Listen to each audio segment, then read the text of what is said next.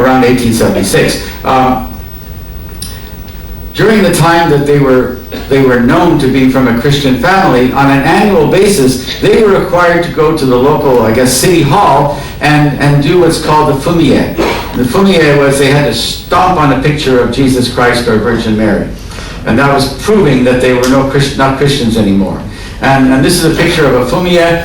This you can see, it's been stomped on so many times that it's been worn down by all the people stomping on it. Most of them, after they stomped on it, they go back home and then they beg forgiveness for having done it, but they had to do it to save their lives. So that many of them, thousands of them, actually maintained their Christianity. So today, again, not that many people are Christians. The largest group are Catholics. About half of them are Catholics. And interesting, the second largest group of Christians in Japan are Jehovah's Witnesses. Oh. And there are also many Mormons. One of my secretaries at the embassy was a Mormon. So there's many different Christian groups are represented. Oh, I mentioned before, Japanese people, young Japanese people today, they think a Western-style wedding is cool. So they actually have these fake weddings where they dress up in white wedding dresses, and they have a fake priest go through a fake ceremony, and it's all just for the fun of it. They're not Christians when they do that. They do it because they think it's cool. And I think I mentioned earlier that this was a great job. Being a fake priest was a good job. A lot of English teachers, a lot of Canadian English teachers working in Japan, they made extra money by being fake priests on the weekend. Now I want to talk about what are called the new religions. So, Shinto, 2,600 years perhaps old. Buddhism, 1,600 years old.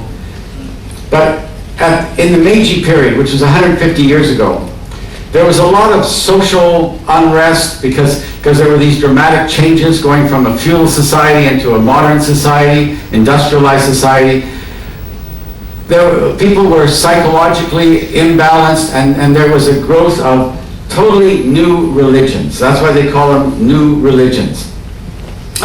Most of them are based on a mixture of, some of them are largely based on Buddhism, some of them largely based on Shintoism, and some of them are amalgam of Shintoism and Buddhism and even Christianity thrown into the mix. They usually were started by a charismatic individual who declared that he or she actually has direct communications from God, and they would gather around them a group of people that would then show respect to them. In some ways, you can consider them cults. There are 70 or maybe even up to 100 of these new religions in Japan. Up to 10% or more of the Japanese people are followers of these new religions. And before I said Japanese people were not religious, but the people in the new religions actually tend to be fanatically religious. To be a member of one of these new religions, often you need to literally devote yourself to following the principles of the religion and following the orders and the guidance of the leader of the religion. It's normally benign, although like a cult, it takes over the lives of the members sometimes in ways which are not necessarily very nice. And I have a personal experience. One of my colleagues at the Canadian Embassy in Beijing he's Canadian, English Canadian, and he married a Japanese woman who was a member of one of these little cults. I don't even remember the name of the cult. And she needed to consult her guru from the cult before she could do anything. So I remember when my colleague was being reassigned from Beijing to, Hong Kong, they had to leave, they had to move. And her guru told her, you can only move on a certain day and you must travel first to the north. Well, he was being posted to the south. Because his wife was in this cult, they had to actually buy a ticket going north somewhere before they could go south. Literally, the cult took over her life And then unfortunately for my friend Jim, it took over his life too. I'm very grateful that my wife was never a member of a cult. Soka Gakkai is often described as a new religion. It's really not as cult-like as the others. It's actually more like a new form of Buddhism. And it's largely derived from the Pure Land Nichiren school of Buddhism. But where it's different from other religions, traditional religions in Japan, it was really keen on proselytizing and spreading its religion widely. And so already there's 12 million people in Japan who are members of Soka Gakkai. And there are millions of people outside of Japan as well. Even in my home in Vancouver, near the airport, there is a Soka Gakkai temple. So it's a form of Buddhism, but it's called a new religion because it only started around 1930. And it has spread very widely. But it doesn't do to its members what happened to my friend's wife. That's their symbol, Soka Gakkai. Another very large new religion is called Tenrikyo. It has about 2 million followers in Japan, and it actually has attracted some foreign followers as well. The reason I'm mentioning this is because, Tenrikyo is an adaptation from Shintoism. So Soka Gakkai is from Buddhism, Tenrikyo is from Shintoism. Most of the new religions are adaptations of Shintoism. Tenrikyo was founded by a woman about 150 years ago. Her name was Miki Nakayama, and again, charismatic leader. She claimed that she had been contacted by God, and that God had made her or declared her to be his shrine, or God's shrine on earth. And her religion, she started off helping women in childbirth, but later on her reputation spread. And so Tenrikyo is actually, they make beautiful temples. Those of you who visited the castle near Kochi, did you notice at the bottom of the hill there were these beautiful Japanese-style roofs like that? That was actually a Tenrikyo temple there. And also those of you who walked to the red brick buildings in Hakodate, you might have passed this compound with a big fence around it and this kind of dull-looking building in the middle. That wasn't Tenrikyo, but that was also a cult. That was a new religion. That was, I don't even know the name of it. RHK, it said on the building. The reason I know a bit about Tenrikyo is because they build these beautiful temples out of wood, and a lot of that wood is from Canada. So, my job when I was, and the Tenrikyo headquarters is near Osaka, where I was posted at the Canadian consulate in Osaka. And so I was often invited to the temples, and I would go there sometimes with the Canadian suppliers of the lumber. And they're really beautiful buildings. And you see the floor, the way it's polished. One of the things that the Tenrikyo people have to do as part of their religious observance is spend hours every day polishing the floors. And so when I visited the Tenrikyo temples, I often saw people polishing the floors. That's part of their religious observance. But I think it's a big subject. Oh yeah, I should finish with this guy. Nice, cute guy. His name is Shoko Asahara.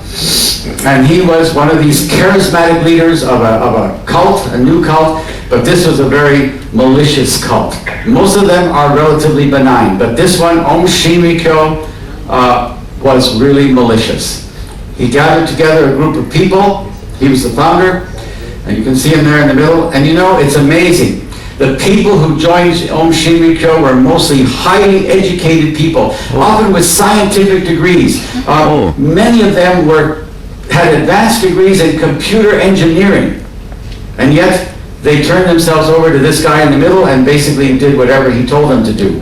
And one of the things he told them to do is to kill people in the Tokyo subway. So in 1995, the Om Shinrikyo went out to the Tokyo subway with sarin gas, and they released it inside the subway. They killed 12 people, and they actually injured thousands. And that was based on the instructions of Shoko Asahara. He thought that he was going to start a massive rebellion in Japan and overcome all the old ways and whatever. He was going to become god of Japan.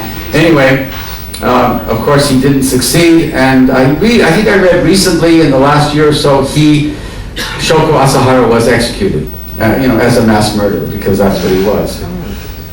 This is a sad note to finish on, but I think I have to bring this to a close because my time is up. But I'd just like to say to everyone, I ryoko o. That's Japanese, it means bon voyage. It means have a good onward journey.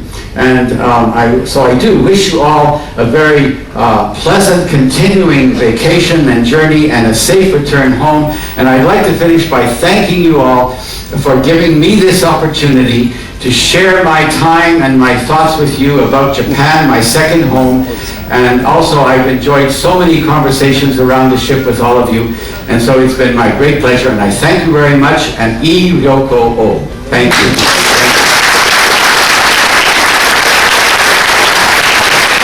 So, I'm sure a lot of you have been seeing stories in the news saying Japan resumes commercial whaling after 30 years.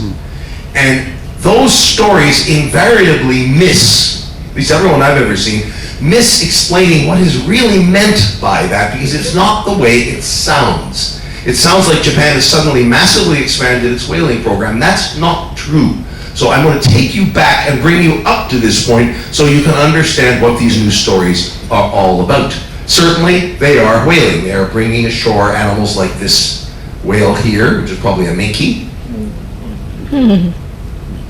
Japan, as I said, the story said in June of this year, after 30 years they resumed one way or another for a long time. They would almost have to have been, given the amount of coastline Japan has and its dependence on marine resources. So you find lots of lovely old Japanese art like this drawing of a right whale. By the way, I'll say something about right whales because that's part of the story later. The reason that right whales were called right whales is because they were considered to be the right ones to hunt.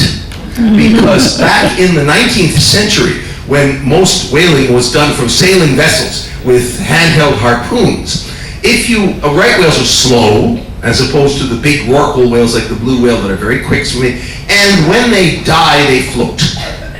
So you can haul their carcasses on board. Rorqual carcasses sink. So the right whales were the ones that were the chief targets of a lot of commercial whaling back in the 19th century, whaling out of Nantucket, for example. And they also were the first whales to become really rare, and they still haven't recovered terribly well from that. So, the question to ask is, how deeply entrenched is whaling? Are whales, how deeply entrenched is whaling in Japanese culture? Because that's been a big, big argument. So let's have a look. One thing a lot of people don't realize, I think a lot of people who are on perhaps the anti-whaling side of the fence don't quite realize, is that Japan's relationship with whales is not just a matter of a consumer of a commercial product or of something they go out to catch. There's a very deep, almost spiritual relationship between Japan and whales, which is true in many hunting cultures. After all, North American Indians always used to have consider a spiritual relationship with the animals that they hunted, that they apologized to their spirits for needing to take them for their own use. So you have, in Japan, you have whale tombstones, where people actually, whales or parts of whales have been buried, and they are shrines. This one's in 4 whale tombs at various parts of Japan. And that was something, admittedly, I did not know before I started researching this lecture, but I found it very interesting. The oldest one goes back to 1671. That was around the time that Japan began whaling in earnest. I'll explain that in a few minutes. Even in places that we think of today as major whaling centers, whales are memorialized. This picture is in the town of Taiji, which has been a whaling community for several hundred years. In fact, some of you may remember that there was a film made about the dolphin slaughter, which happens every year in the harbor of Taiji, called The Cove, which was banned in Japan and got a great deal of publicity in the Western world. I'm going to tell you something that may surprise you. I couldn't stand that film. And the reason I couldn't stand it is not because I feel one way or the other about the slaughter of the dolphins in Taiji, obviously I have an opinion, but because that film set up the dichotomy that the people who were in favor of whaling were Japanese, and the people who were fighting the dolphin kill were all white people, particularly the guy that made the film.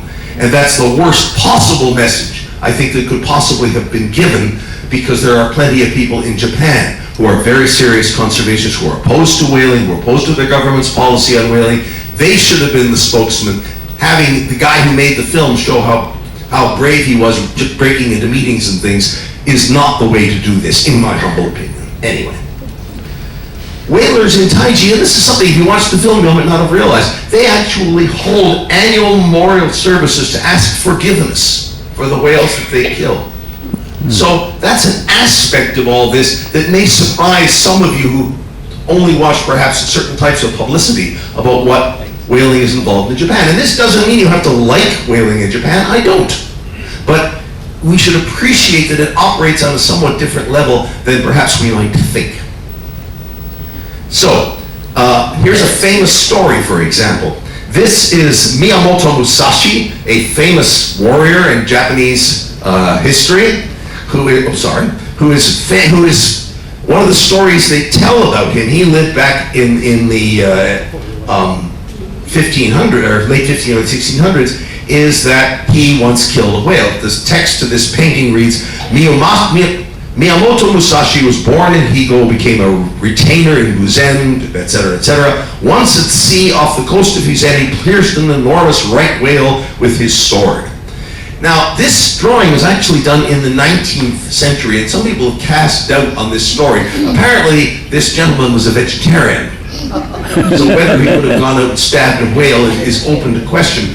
And in fact, one organization that took advantage of the dichotomy of that story was the Sea Shepherd. Now you may remember Sea Shepherd is this organization that sends boats down to the Antarctic and tries to ram or get in the way of Antarctic whaling vessels. Again, not my preferred way to do things, but they actually called their operation in the Antarctic in 2008 Operation Musashi, after this warrior who supposedly killed a whale, but maybe didn't. So, whaling in Japan, people have probably been using whales in Japan along coastal areas, at least in certain areas, for a long, long time. But up until around the 1600s, this was probably mostly by chance. You would find a dead whale washed up on a beach, and you'd make use of its meat. Primarily meat. In Japan, the meat was the main part of the whale that was used. In other countries, the main products gotten from whales by commercial whaling were oil and whalebone. You may remember that before plastic became invented, whalebone, which is this fingernail-like material that hangs from the mouth of the baleen, the filter-feeding whales, is a flexible substance. It was mostly used for combs, all sorts of things. One of the main uses was for the stays in women's girdles. When you talk about whalebone corset, that's what you meant. But in Japan, the trade was mostly, and always has been, in meat. Now, in the early 1600s, harpoon whaling, the idea of actually going out and killing a whale rather than waiting for it to die and get washed up on the beach, began in a number of coastal communities, such as Taiji, in Japan. The way that would have been done is they would set out, as you can see back here, here's a whale spouting, you can see it in the background of this picture. There would be about 7 or 8 boats. A clan would own these boats. They would go out collectively and harpoon a whale. Now, of course, that could only be done very close to shore, because these were small boats. Of course, this was a highly dangerous operation, and this would only have been for local and immediate use. This wasn't an industry by any means. So this picture's from the 1740s. Now, from that, in the Taiji area in 1677, they modified that somewhat to use nets to drive the whales inshore, and then at that point, they could kill the whales when they were in close to the shore. And they still have a festival every year to promote whaling culture and whaling songs. A lot of places in Japan celebrate whaling with traditional whaling, which was a very dangerous operation, after all, as it was for the Nantucket New England whalers, with special songs. And here you can see this gentleman is reenacting the traditional way in which the whale would be polished off once it was driven inshore. And that apparently happens every year in Taiji. Now, whaling didn't really become a commercial matter, commercial industry in Japan until the late 19th century or early 20th, when they introduced methods from one of the other major countries in the world that goes whaling, which is Norway, because there were two big problems with whaling as it had been done thus far. First of all, again, it was very difficult to get the rorqual whales, the whales that would sink, and also you couldn't work out in the high seas where most of the whales were. To get around that problem, Norwegian whalers developed around the end of the 19th century two things. One was they used explosive grenade harpoons. They were mechanized harpoons that would be fired from the deck of the ship. They'd hit the whale, and the grenade, be a grenade literally in there, it would explode. A modification of that was there would be an air hose connected to the harpoon. So once the whale was struck, you would pump air into the carcass so it would float and not sink. And the second development from that, we'll come to this in a minute, but this permitted large-scale whaling along the coasts. You could now go out and kill a lot more whales than you did before with a fairly large ship. You could, so if long as you didn't go too far out to sea, you could get a lot more whales, and this could put it on a commercial footing. And in fact, there was one company, Toyo, which held a monopoly on whaling. This is a whaling station, actually showed in 1914, but that boat was actually constructed, this whaling vessel was a Russian vessel, which the Japanese captured from the Russians during the War of 1904 and 1905. So Russia, of course, there were a lot of countries whaling at that time. It wasn't just Japan. The US, Australia, Russia, Norway, Iceland, Korea, a good many others. Now, the next development, and this was the key development in the exploitation of whales in the 20th century, was the factory whaling ship. This is the Nishin Maru. It is still afloat and still being used. It was first built in the 1920s, so it's a very old ship indeed. This was a factory ship. Now, what the factory ship allowed to do was to process the whale on board the ship. So now, you could go out into the high seas, you could go to the Antarctic, you could go far away from home, catch the whales, and they would literally be cut up into whatever you wanted to cut them up into, packaged, preserved, stored on ice, and you could stay out at sea for months. That was the way that whalers were able to get out into the open sea on a large scale and start hunting whales big time. And that is what happened. So you could get huge numbers of whales could be processed, the whalers could stay out at sea. Large-scale whaling now became really possible worldwide. And in 1934, Japan exploited this by setting off first time for the Antarctic, which is where the highest concentration of large whales was and still is, of course. So in the 20th century, the killing of whales expanded enormously. You can see, in the years between 1900 and 2015, 3 million whales, and we're talking large whales, we're not talking dolphins here. 3 million whales were killed by whaling companies around the world. You can see this just shows the different species, the sperm, which was mostly for oil, the blue, which was driven to near extinction, the minke, which is still around to say, the fin, very large numbers of whales. If you break this down, I won't go into all the details, but huge numbers of whales were being killed because you now had the factory ships, the explosive harpoons, the air pumps. It became possible to really go out and get a tremendous number of animals. And this started to get some people worried because they could see that whale stocks couldn't take this. It was not sustainable. The numbers were going down. In 1937, there was an attempt to start an agreement among countries that were whaling to manage what they call the stocks of whales more appropriately, but it never really went anywhere. So in 1946, the International Convention for the Regulation of Whaling was signed in Washington. This is the treaty that still controls whaling today, and it set up a body called the International Whaling Commission, the IWC, which still operates. And when it started, Japan wasn't a member. Japan didn't join until 1951.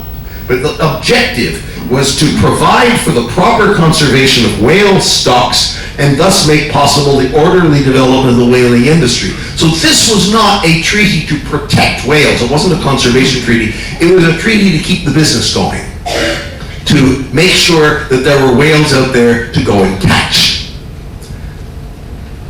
So I mean, it's much older than a lot of the more environmentally oriented international treaties that are important today.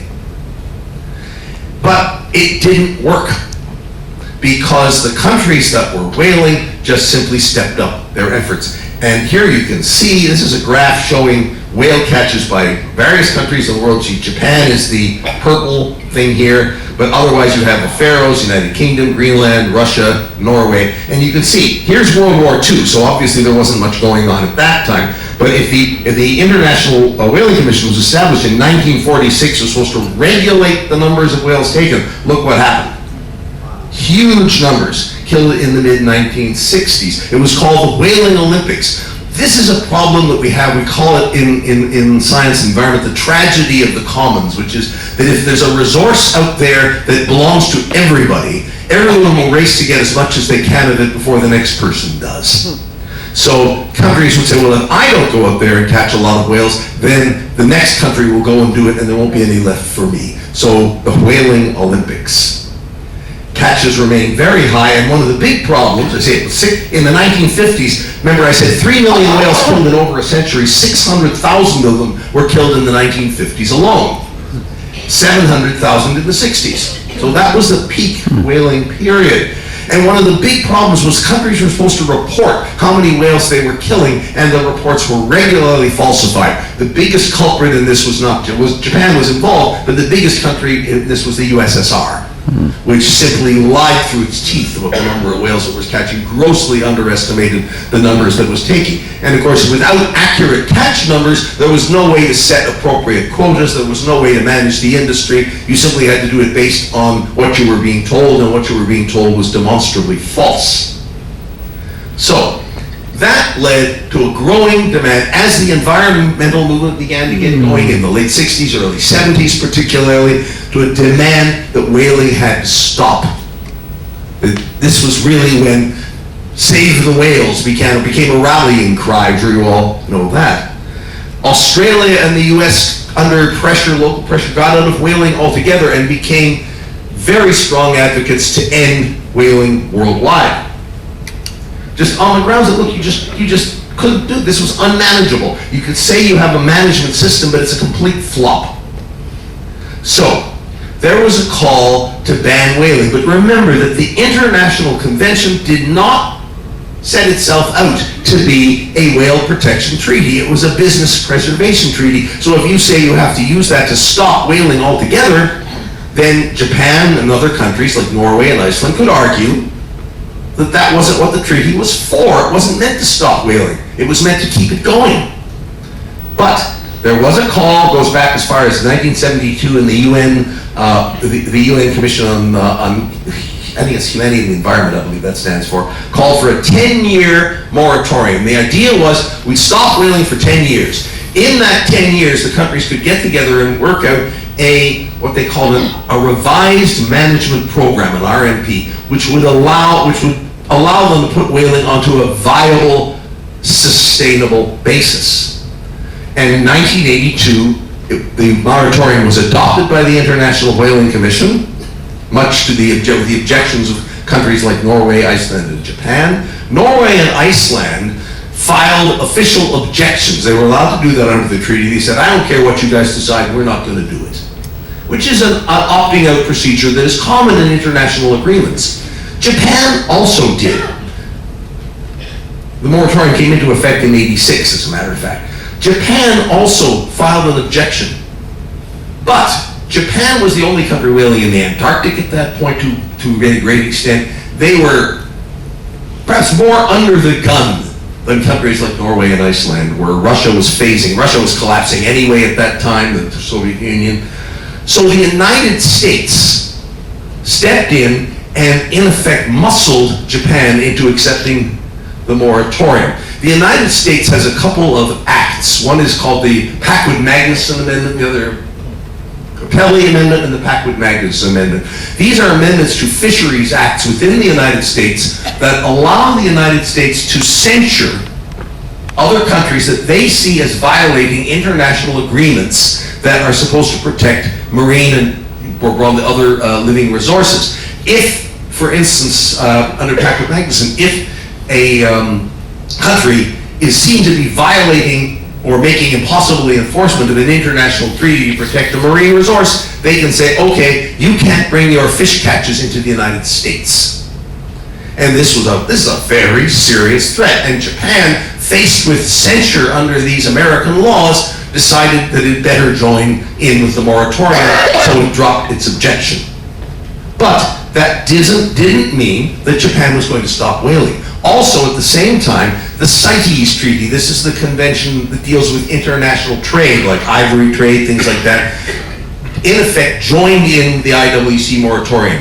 They placed the great whales, the largest whales, on their, what they call Appendix 1, which was their list of most protected species that couldn't be traded commercially at all internationally. And basically they took the position that as long as the IWC is going to have a moratorium, we're not going to let you trade in products from whales internationally. So you have two international conventions now stepping in to stop international commerce in whales. But there was a loophole, and only Japan exploited that loophole. The convention, Article 8 of the convention, says that members can kill, take, and treat whales for the purposes of scientific research. So Japan, basically, simply rebranded its commercial operation as scientific research. They said, okay, yes, we're going to go down to the Antarctic, kill a few hundred whales every year, and the majority of the whale is going to go into our markets, it's going to be sold commercially, but we're going to take a few bits out to do some research on, and therefore this is a scientific research program. So they said, we are not commercial whaling anymore. We are scientific whalers. And so they institute a number of programs. This one is a research program for the Antarctic, for the North Pacific, and this was a replacement program. It's Japan. Anybody really wants to know what those all stand for, I can tell you later, I keep forgetting. But the point is, they had these supposed research programs. Now the problem is that the research they were, first of all, the rest of the international community by and large saw this as simply fake. And also they said the research coming out of it was by and large not very useful. That most of the research that was published under these research programs, and there wasn't very much, was research that could have been duplicated with biopsies from live animals or found animals, that the research wasn't really worth doing. And again, that's an arguable point. I'm not going to express a judgment on that because I don't have one. But that was one of the arguments against doing this sort of thing. And again, because the meat, which was by far the bulk of the animal, was being sold commercially in Japan, they said, this is commercial. I mean, yes, you're doing a little scientific research, but who are you kidding? So, Japan continued to whale, and as of 2017, it had taken over 16,000 whales under this scientific research program. And here, this is a graph showing, again, mostly in the early 80s, the numbers dropped off, they built up again around 2005, then they started to fall off again, but just showing these were, the whales in these first few years, the big spike here, that was before the US came in and landed on them and said, you've got to join the moratorium. So this was still commercial by their definition. Then from here on in, you have the scientific whaling program up through the end of the 2017 season. Okay. And again, they said this was science. And you can see, this is the Nishin Maru. This is the same ship that I showed you earlier, that old factory ship that was made back in the 20s. Here you see the sign, legal research under the ICRW, so that any ship that came by that had big signs all over the ship saying this is scientific research. Because of course they were being hounded by boats from Greenpeace and Sea Shepherd, and in fact this photo was taken by the Australian customs officers who found themselves in a position of having to mediate between the activists' boats and the Japanese whaling vessels. There were actually a couple of what could have been very serious accidents involving these ships. So Australia was trying to, which was very much opposed to what Japan was doing, but was trying to make sure that it didn't cause any real problems. So here they're taking a picture as this mother and calf minke whale are being hauled aboard the factory ship. So, the ensuing battles were primarily political ones. We called them whale wars, and of course they were primarily fought in meeting rooms. The annual meetings of the International Whaling Commission became battlegrounds. Many of my colleagues, many of my friends went to these meetings. I never actually went to one. I was never sent. And from what I've heard, I'm glad I didn't. They were really very unpleasant experiences for many people. Each side accused the other of, in effect, cheating.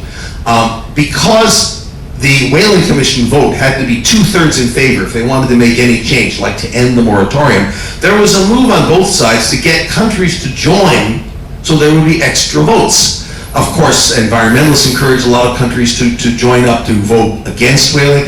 Japan got a lot of countries, particularly small states in the Caribbean, like St. Vincent, things like that, to join the Whaling Commission and to vote for Japan. Now, each side accused the other of doing this in underhanded ways, but, I mean, as I used to say to my colleagues, look, whatever our motives are, we can't outbribe Japan.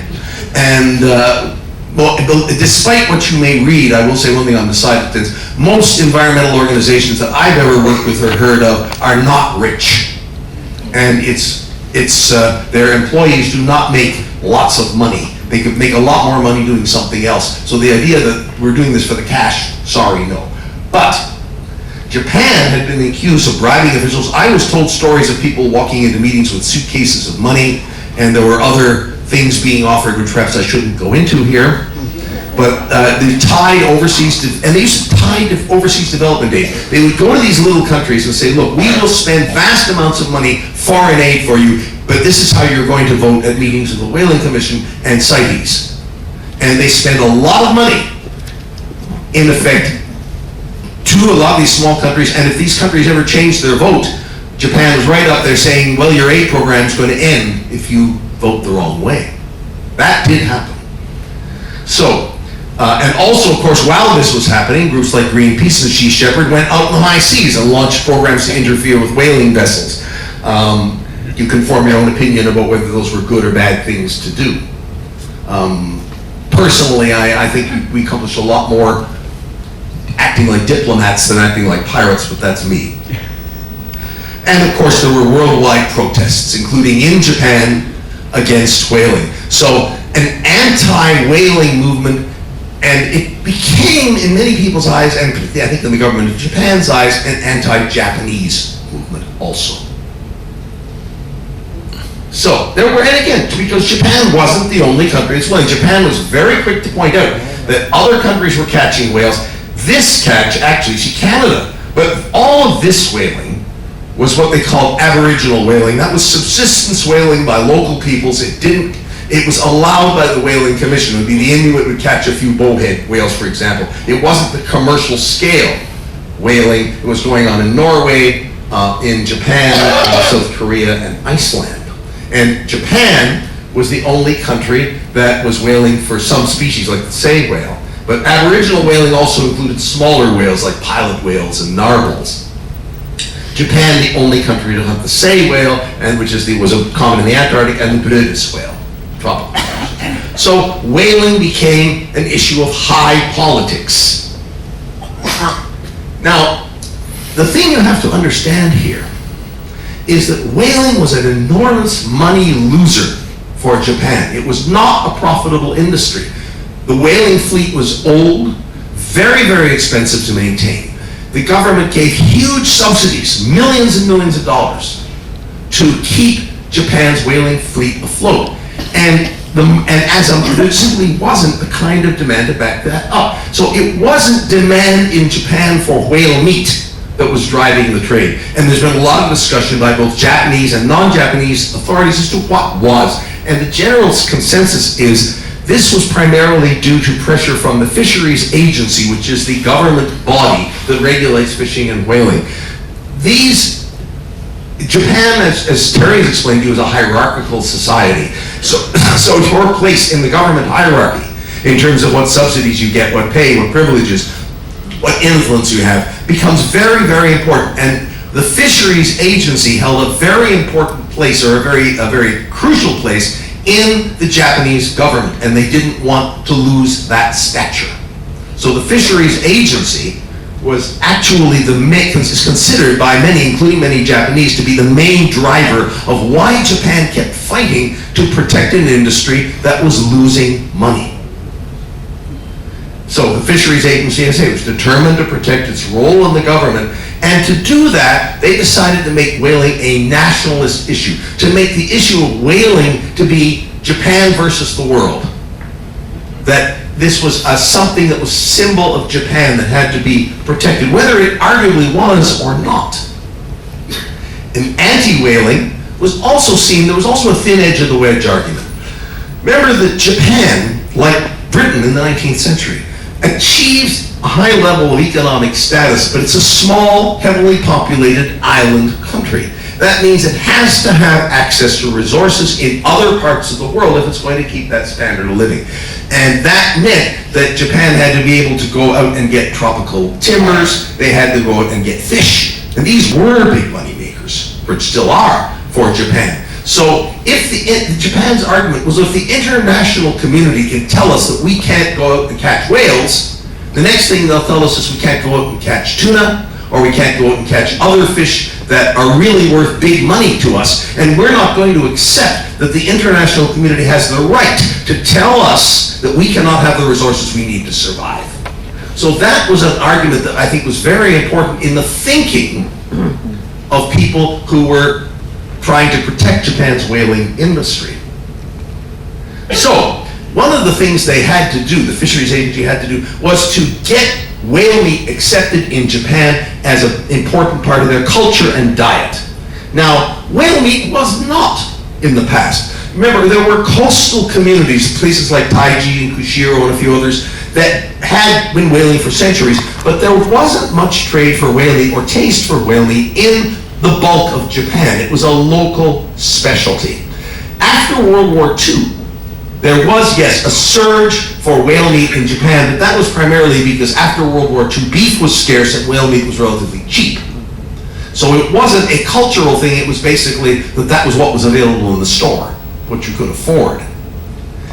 So by 1975, the consumption of whale meat in Japan fell to 1.7% of per capita protein in the country, and in fact dropped to almost zero a few years after that. In other words, nobody in Japan wanted the stuff, which of course didn't fit in with the fisheries agency's program to try and promote it as an essential item of Japanese diet and culture. So one of the ways they did that was they had government-run school lunch programs. So they were trying to put whale meat into the school lunch programs. They did this in 2005. In 2013, the fisheries agency set a goal of doubling the amount of whale meat in school lunches. Now there are some of you who may be thinking about something else, which is because whales are large animals that eat quite a bit of stuff in the ocean, if there are any toxins and things, they're going to sequester them in their meat. So you might say, well, even if you have no problem with Japan going out and hunting whales, whether you want your kids fed stuff, who knows what might be in it, is another story. This is something we were told last year when we were in Greenland, that the native Greenlanders eat whale, they eat seal, and in fact we were told that yes, that's your traditional culture, but they're poisoning themselves because there's a huge amount of toxins in this. So anyway, so whaling nonetheless was simply dying off because of the sheer cost and the lack of a market. So demand for whale meat is down in Japan, dropped tremendously, and the government, as I said, was now paying out lots of money. $164 million US paid out between 1988 and 2009 just to keep countries on side on the whaling issue in the international sphere. As one Japanese authority noted in 2005, the Japanese whaling industry employs only a few hundred people and generates at best marginal profits. As a Canadian, I could draw a parallel to the seal hunt in Canada, which also only employed a very small number of people, didn't generate very much income, but was seen as an issue of national pride that Canada had to get out there and keep pushing against the European ban on seal products. It's not that different a way of thinking. So, the argument became a cultural one. The idea was that by fighting Japan on whaling, this was a racist attack on Japanese culture. And I'll show you a couple of statements here.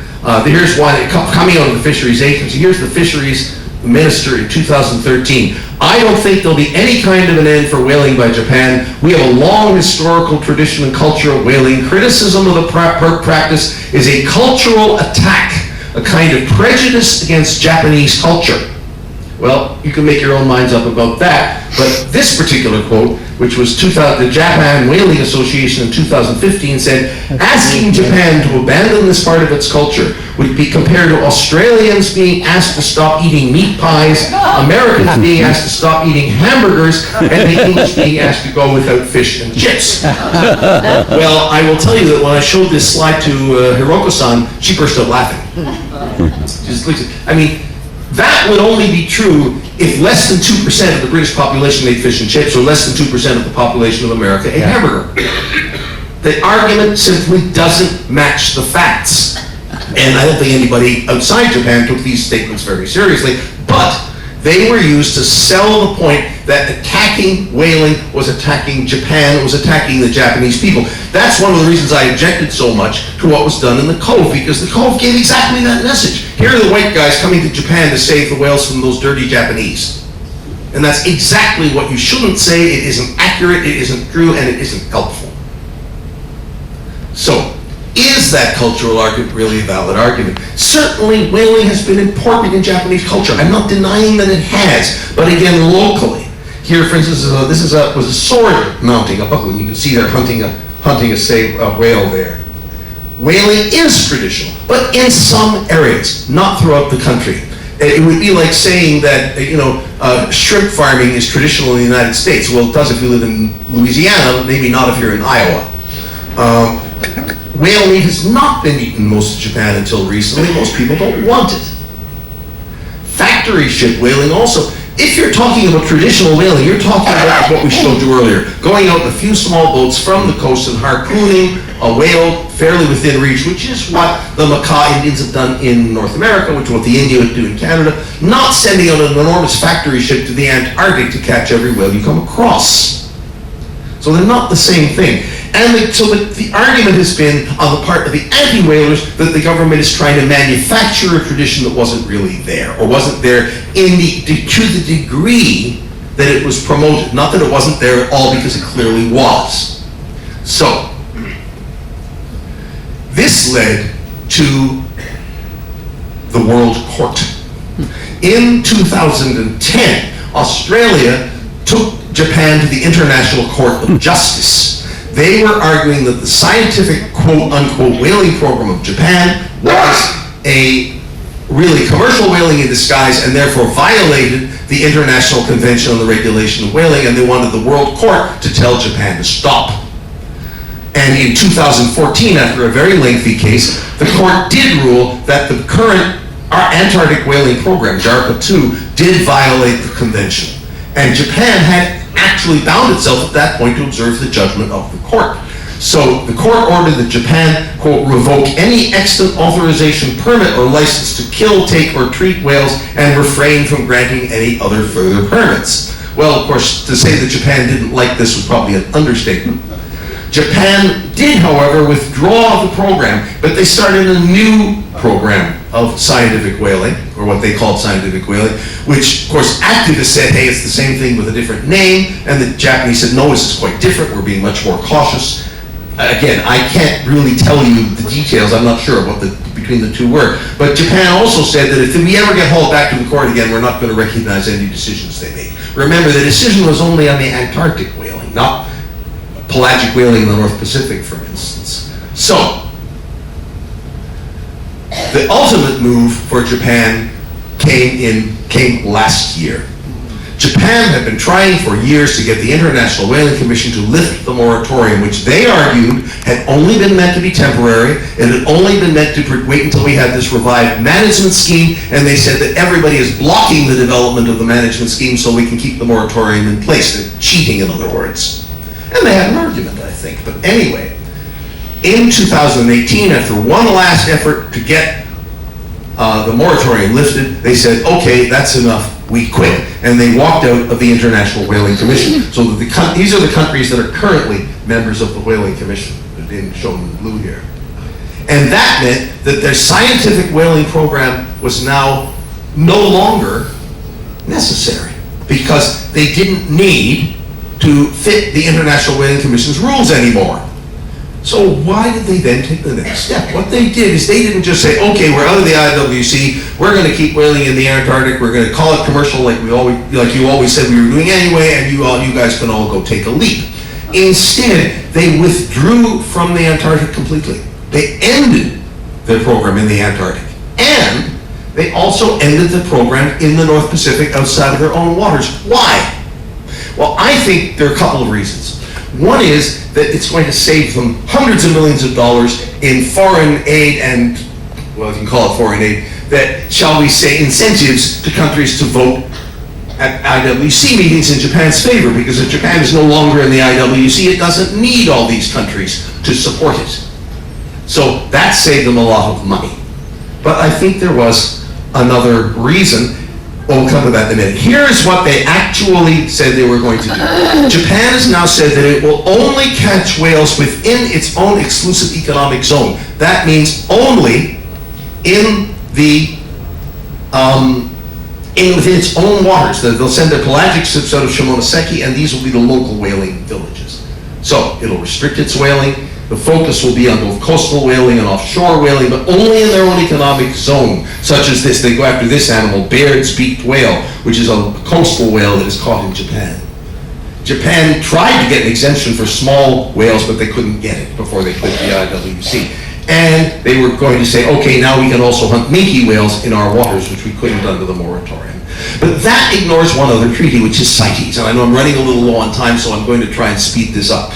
The CITES Treaty said you couldn't trade whale parts commercially across borders. Well, the problem was that when you went onto a factory ship and caught a whale and cut it up into lots of little pieces on the factory ship, each one of those becomes what CITES calls a specimen. So that meant that, yes, the packets you're bringing in of stuff for scientific research, that's okay. But all the rest of it, that's commercial. Every little package, even if they all came from the same whale. And Japan was on the point of being censured internationally for, by CITES, for illegal trade across borders, which meant from the high seas into Japan, of this packaged whale meat. And they did not want to be censured. I've been assured of this by a former U.S. government official.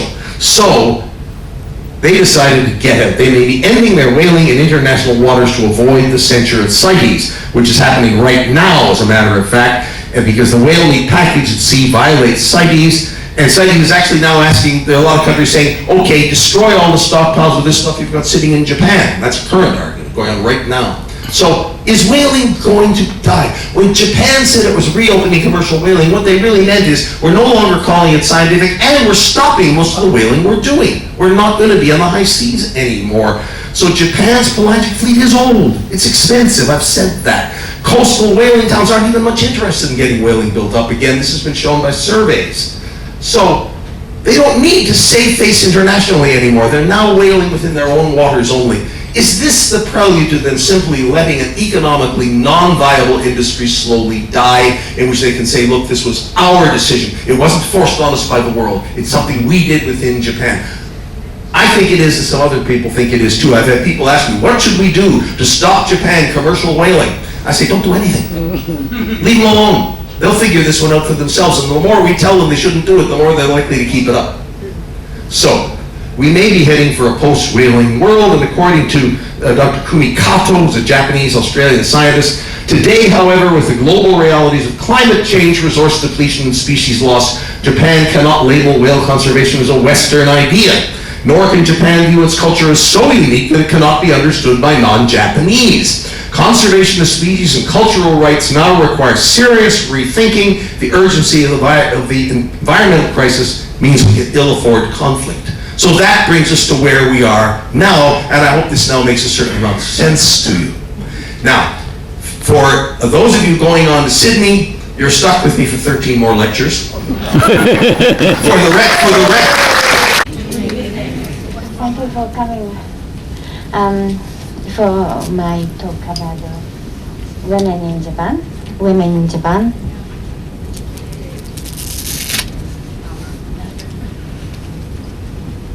I think most of the people saw Japanese entertainment like taiko. We saw very powerful, very strong women look like, and maybe you might change your kind of a bias about the Japanese women.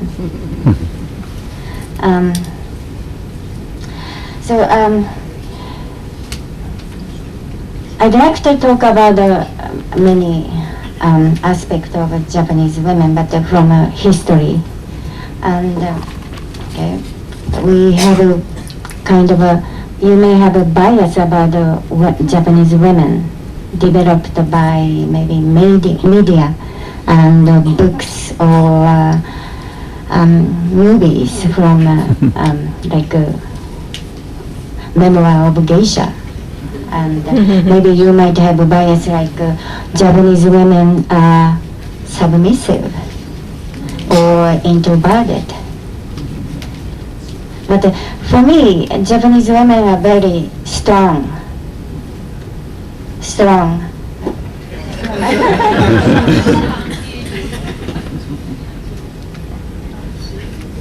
Sorry, yeah, a bit short.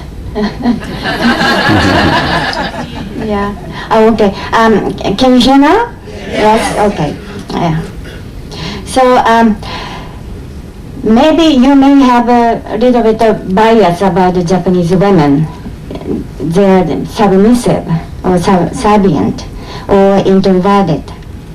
But for me, Japanese women are very strong, and they have a positive view to see themselves and very confident to handle family financial issue.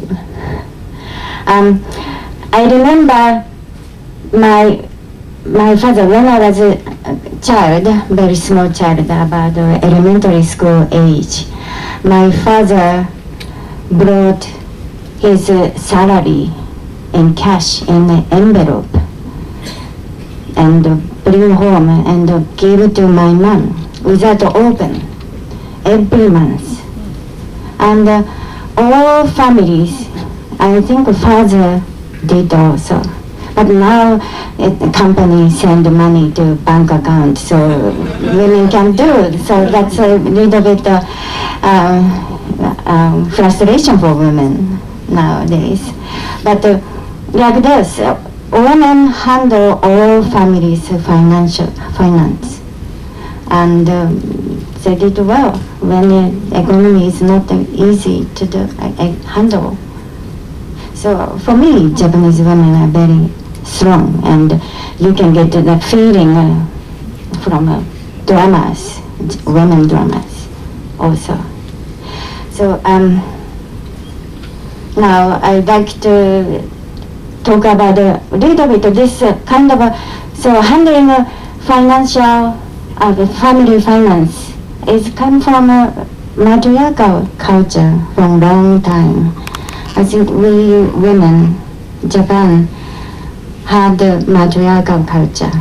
And here, if you see the picture in this PowerPoint, she's Amaterasu. And I think as a lecturer, Terry talk about the Amaterasu. Yeah, Amaterasu's story. So I don't have to talk about it again, but Amaterasu, Ama is about universe, and Terasu is illuminant. So Amaterasu is the illuminant of the universe, and she is all resource of all creature of the universe, and supreme goddess of all gods and goddess and all deities, numerous deity in Shintoism.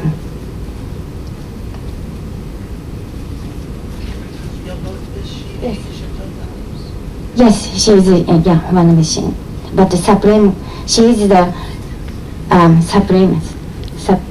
supreme goddess. Yes, so all deity and gods and goddess came from her. So this is a history. I think Terry did the history in 45 minutes and he said it's not easy. So in 30 minutes the history is not so easy. But so parliament member.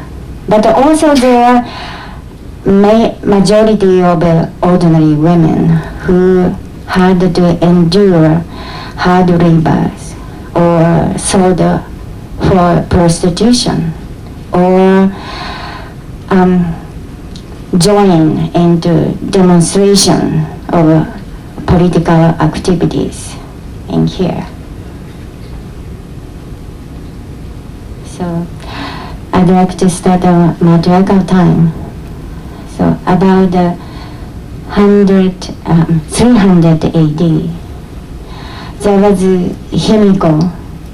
Himiko was recorded in Chinese record. She sent a tributary delegation to China. And around 300 AD. And she was the queen of one of the country among five in Japan around that time. They are not really one unified country in Japan that time, but there are 5 countries known in Chinese record. So, but the most powerful, largest country was Yamatai, and Himiko was queen of the Yamatai. So she is a kind of a symbol. We don't know really about her, but Himiko was a shamaness, we know. But not much. We don't know. We don't know much about her. Whereas really, where is the Yamatai? And we don't have a record in Japan. So matriarchal time.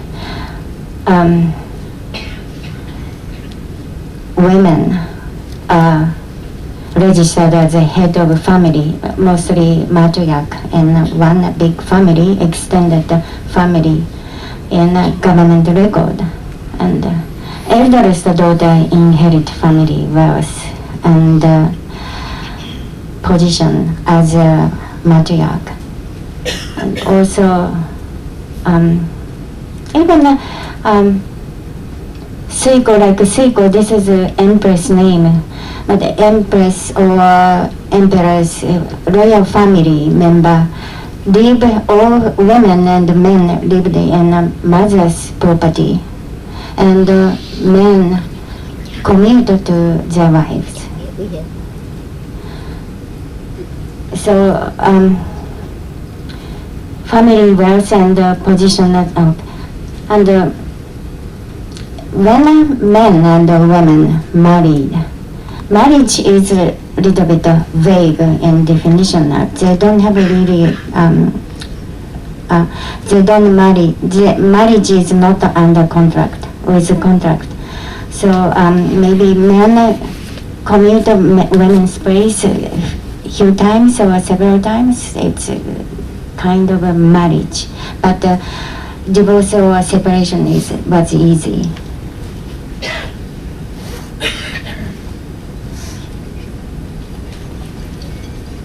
And women managed all property, and including farms, and had a role of leading rituals and religious ceremonies.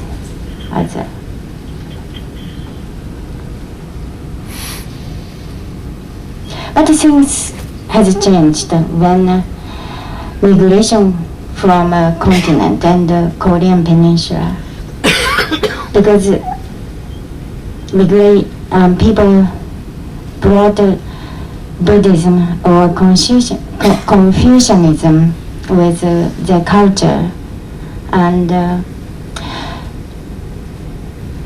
the trading will become vigorous, so that the wealthy class, wealthy elite class, or noble class were formed. and they respect Buddhism or Confucianism as a sophisticated culture and religion. Those Nobel class really keen to import Chinese culture.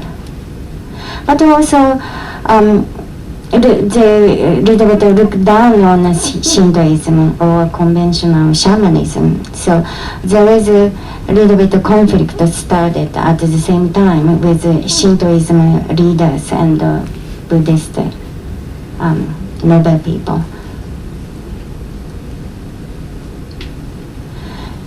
So this Taiho Ritsuryo is the first written constitution, copied from a Chinese constitution, but also very largely influenced by patriarchal Confucianism. And because the emperor at the time created, set up or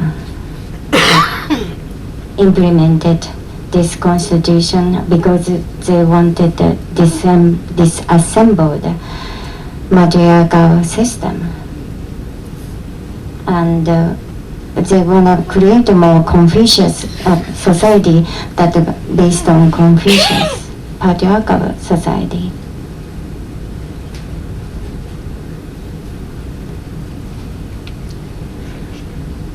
And